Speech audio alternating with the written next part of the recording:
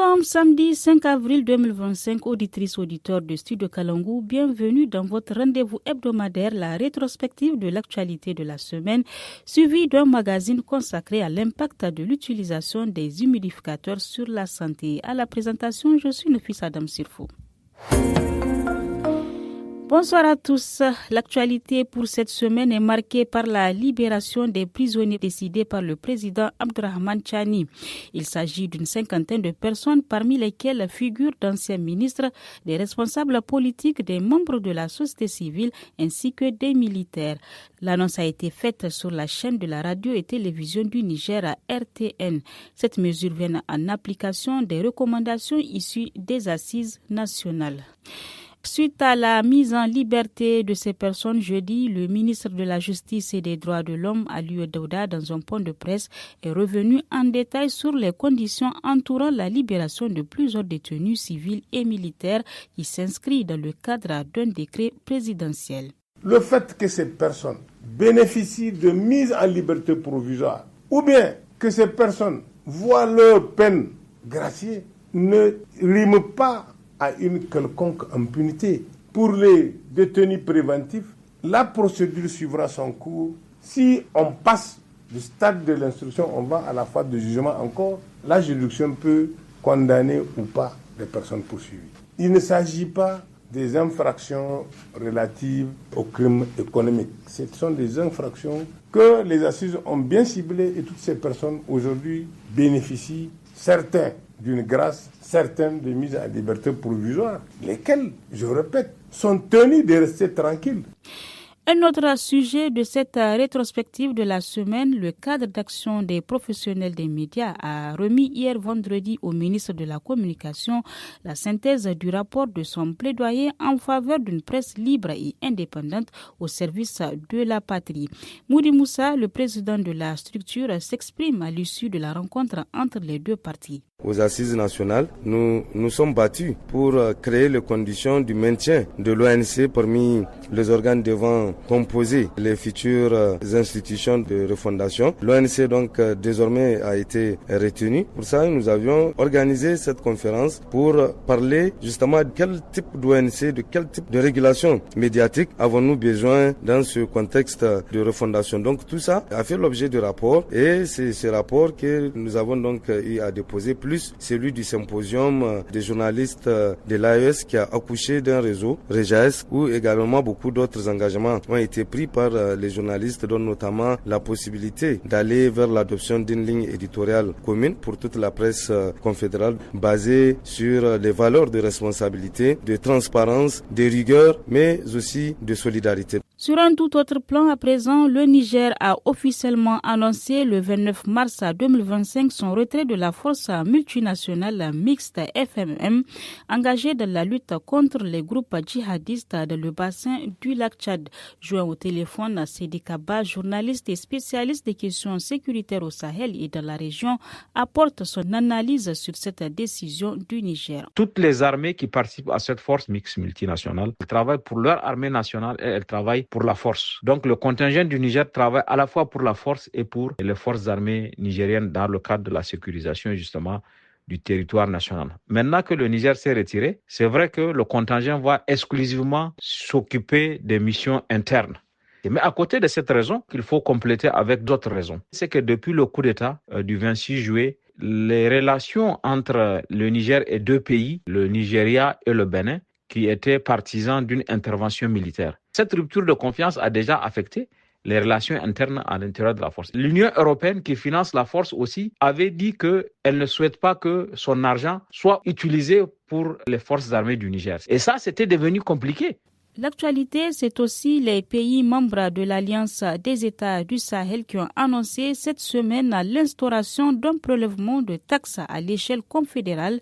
Selon l'économiste Ibrahim Adamoulouché, cette initiative vise à doter la Confédération des ressources propres afin de garantir son autonomie financière et de mieux répondre aux besoins des populations.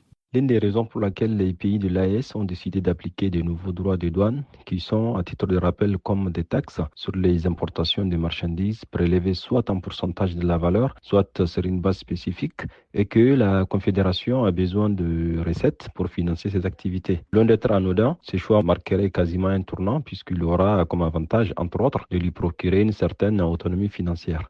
Et cela devrait lui permettre de fonctionner en toute indépendance et donc être à l'abri de l'influence de certaines puissances étrangères. Autrement dit, la Confédération se doterait ainsi des moyens devant lui permettre d'agir pour servir et défendre pleinement les intérêts de sa population. Autre actualité marquante cette semaine, c'est aussi cette pénurie d'eau dans la ville de Zender qui s'est accentuée depuis le début du mois de mars. Cette situation récurrente complique le quotidien des habitants confrontés à d'importantes difficultés d'accès à l'eau potable. Quelques consommateurs se sont exprimés au micro de notre correspondante de Zender. Cela fait 20 jours que l'eau ne coule pas de nos robinets. Nous souffrons énormément. Nos enfants et nous faisons le tour de certains services pour chercher de l'eau. Souvent, on nous permet d'en prendre. Des fois, on chasse même nos enfants. Pour les problèmes d'eau ici au quartier Brno, les pompes de notre maison, elles vont prendre 30 jours, 2 semaines, 4 semaines, il n'y a pas d'eau. On va prendre les bidons avec moto pour chercher de l'eau pour l'autre quartier pour prendre de l'eau. Hier, nous avons pu avoir de l'eau au robinet. Aujourd'hui, nous ne verrons aucune goutte. Il faudrait encore attendre jusqu'à demain. C'était pendant le mois de Ramadan que la situation était compliquée. Mais comme maintenant, il procède à un délestage, nous souhaitons qu'il continue ainsi pour alléger la souffrance des femmes. Par rapport à l'intensification de ce problème d'eau de la ville de Zender, Dr Abdou Hamidou, enseignant-chercheur et hydrogéologue à l'université de Zender, apporte des éclairages sur la situation. La ville de Zender est située en zone sobre. D'une part, d'autre part, vous avez aujourd'hui la population de la ville de Zender qui augmente. Donc il y a un déséquilibre entre la demande et l'offre. Donc les 3 chaînes de quotage, quand vous voyez, donc vous avez Arunguza, Ganarame et Goumachaya. Quand tu fais les cumuls, tu trouverais 22 000 m3 d'eau. Or, le besoin en eau de la population de la ville de Zender là est estimé à 32 000. Donc il y a un gap de 10 000 m3 qu'il faut chercher à pallier. Il faut vraiment des ressources parce que les chaînes de captage, c'est un terrain équipé par des ouvrages captants, des eaux souterraines. Il faut également une ressource énergétique autonome qui peut peut-être garantir l'autonomie énergétiquement en cas de coupure. À Saï, dans la région de Tilaberi, les revendeuses signalent une hausse du prix du riz paddy. Elles restent toutefois optimistes quant à une éventuelle baisse des prix après la prochaine récolte. Actuellement, le sac du riz paddy se vend à 22 500 francs CFA. Nous souffrons beaucoup puisque la tasse du riz en brisure coûte 1 500 francs CFA et celle étuvée coûte 1 350 francs CFA. On espère une baisse du prix avec la nouvelle récolte. Comment peut-on acheter un seul sac de riz à 23 500 francs et subvenir aux besoins de sa famille? C'est impossible. Les condiments et l'huile coûtent cher aussi. Alors que certaines femmes bénéficient du soutien de leur mari, nous autres qui sommes livrés à nous-mêmes peinent à joindre les deux bouts. Les femmes souffrent vraiment beaucoup. Avant de boucler la semaine sur Kalangou, place à la partie magazine. Chaque année au Sahel en général et particulièrement au Niger, les périodes de forte chaleur sont surtout observées entre les mois de mars à mai. Pour se mettre à l'abri de cette chaleur dans les maisons, certaines personnes, à défaut de l'air conditionné, climatisation, utilisent des humidificateurs. Aline Lee s'est intéressée au sujet.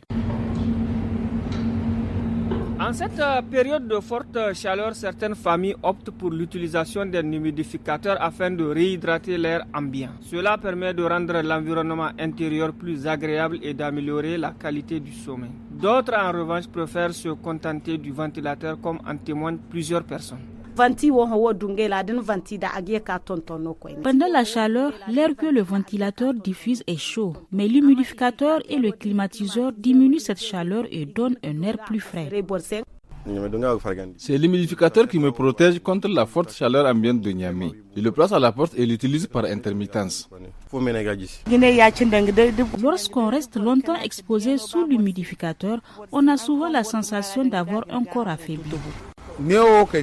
Ici, nous nous versons souvent de l'eau sur le corps ou utilisons les ventilateurs. Ce sont ces deux moyens que nous utilisons beaucoup. C'est également en cette saison que les propriétaires ressortent leurs appareils pour les entretenir ou les faire réparer après plusieurs mois de non-utilisation. Du coup, les réparateurs sont débordés, indique Boubacar Abdou, une référence sise au quartier Liberty. Cette activité, c'est une activité de période, de la chaleur. Et en ce moment, les clients nous sollicitent et de trop. Mais si le temps passe, là, on est obligé d'aller à la recherche des clients. Ce qui peut freiner le travail, parfois, ce sont les matériaux.